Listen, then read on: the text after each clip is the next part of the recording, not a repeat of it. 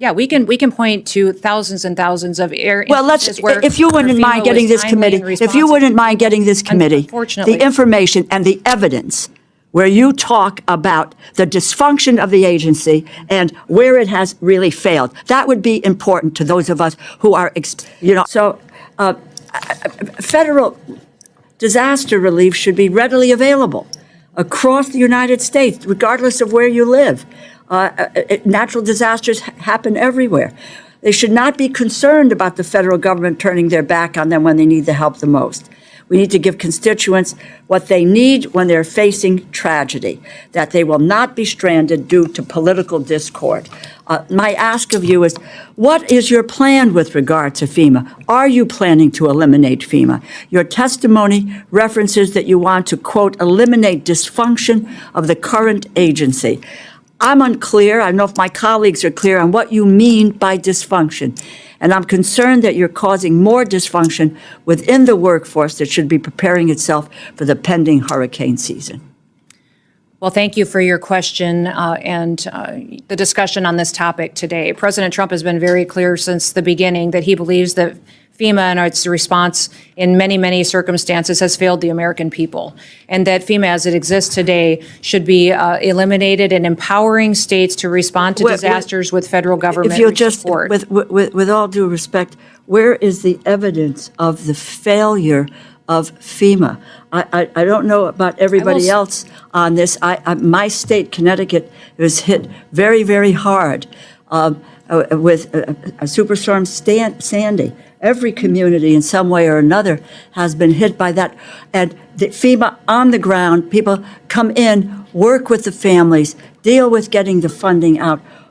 Where is the evidence of the failure of FEMA? Congresswoman, we still have claims open from Hurricane Katrina.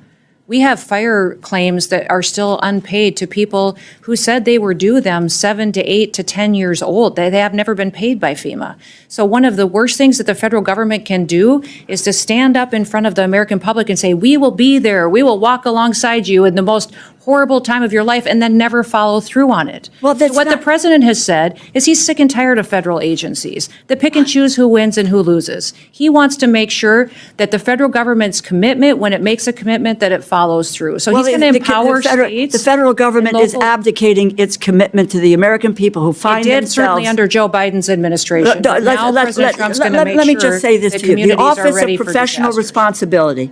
The Office of Professional, because I knew you were going to go there. As you know, FEMA's Office of Professional Responsibility, under the Biden administration, there was no evidence, no direction or agency or field leadership to discriminate against disaster victims based on political affiliation, which was a charge. I'll follow up with you. Well, and I will follow up.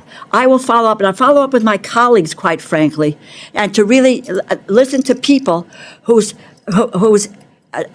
states, communities have been devastated, and what role FEMA has played. I don't know how many millions and millions of dollars went out in Louisiana. Actually, I've asked my staff to calculate that when Katrina hit. And the response was overwhelming. And the response has been overwhelming. If you want to make corrections, that's fine. We all agree with that. Yeah, we can point to thousands and thousands of instances where if you wouldn't mind getting this committee, the information and the evidence where you talk about the dysfunction of the agency and where it has really failed. That would be important to those of us who are appropriating dollars.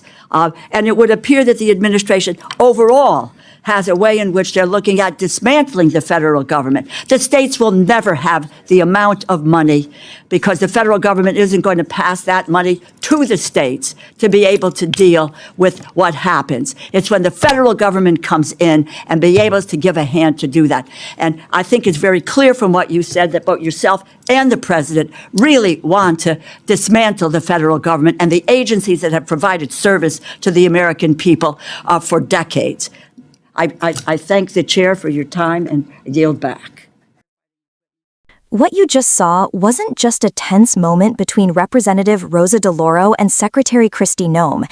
It was a collision of two fundamentally different visions of government, one that sees a strong federal role as essential in moments of crisis, and another that argues states should shoulder more responsibility, even in the face of overwhelming disasters. When DeLauro asked that sharp, cutting question, "Where is the evidence?" she was doing more than putting Noem on the spot. She was asking the same thing millions of Americans might be wondering. If FEMA has failed so badly, then why do so many communities credit it with being the difference between total devastation and the start of recovery? Let's think about what FEMA really represents. It's not just a government agency. It's a promise. The promise that when disaster strikes, the federal government will not leave you alone, that no matter your zip code or state budget, there will be help. That's why FEMA exists. Hurricanes, wildfires, floods, tornadoes, these are not partisan problems, and they're not confined neatly within state borders. A wildfire in California can blanket skies in the Midwest. A hurricane in the Gulf can drive up food prices in the Northeast. Disasters ripple outward, touching everyone in some way. Now, FEMA has made mistakes. Some claims remain unresolved years after storms like Katrina. Families have been frustrated by slow-moving bureaucracies and red tape. But here's the key question. Do these shortcomings justify dismantling the entire system, or do they highlight the urgent need to reform and strengthen FEMA so that it delivers better and faster relief? Kristi Noem leaned on those failures to argue that FEMA has chosen winners and losers. But think about the alternative. If FEMA is stripped away or gutted, states, many of which already operate under strained budgets, would be left to handle billion-dollar catastrophes alone.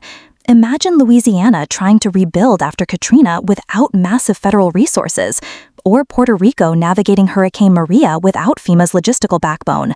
Most states simply don't have the financial capacity to respond on that scale. And here's something we often forget. Disaster response isn't just about the immediate aftermath. It's about mitigation, preparation, and resilience. FEMA's BRIC program, which DeLauro mentioned, has been shown to save $6 for every single dollar invested. That's not just good government, that's smart economics. Cutting these programs isn't only risky, it's costly in the long run. We pay more when we fail to prepare. This hearing also raises a much bigger philosophical issue. What is the role of the federal government in protecting its citizens? For decades, the American social contract has said that in moments of national crisis, Washington steps in, because no one state should be left to fend for itself against forces of nature that affect us all. DeLauro's pressing point, "Where is the evidence?" strikes at the heart of this contract. If FEMA is so broken that it deserves to be dismantled, then let's see the proof. If not, then weakening it could mean leaving millions of Americans stranded in their darkest hour. At its core, this debate isn't just about FEMA or budgets, it's about trust. When a family loses their home in a wildfire, when a small town is swallowed by floods, when lives are upended overnight, do they still believe that their government will be there to help them rebuild? Or will they feel abandoned because of political decisions made in Washington? That's why this matters to every single American. Natural disasters don't ask about your political affiliation. They don't care if you're red state or blue state, wealthy or working class. They come for everyone. And how we prepare, how we respond, how we rebuild, that defines not just FEMA, but who we are as a country. So yes, FEMA has flaws. Every agency does. But the question we should all be asking is not, should it exist, but how do we make it better? Because when the next hurricane hits, when the next wildfire spreads, when the next tornado tears through a community, the people affected won't be interested in political arguments. They'll just want to know, will someone be there to help us? And that is why hearings like this matter. They reveal whether leaders are working to improve the systems we rely on, or whether they're willing to gamble with those systems altogether. If you believe disaster relief should be about people, not politics, then this is a conversation you cannot ignore. Because the future of FEMA isn't just about budgets and bureaucracy. It's about whether America keeps its promise to stand by its people when everything else falls apart.